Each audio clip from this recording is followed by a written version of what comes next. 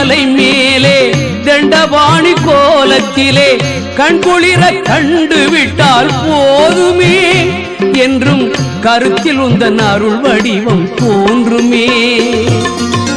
உள்ளத்திலே நீ இருக்க உன்னை நம்பி நான் இருக்க வெள்ளிமலையான் மகனே வேலையா என் வாழ்வு வளம் காண கடைக்கண் பாரையா கடைக்கண் பாரையா.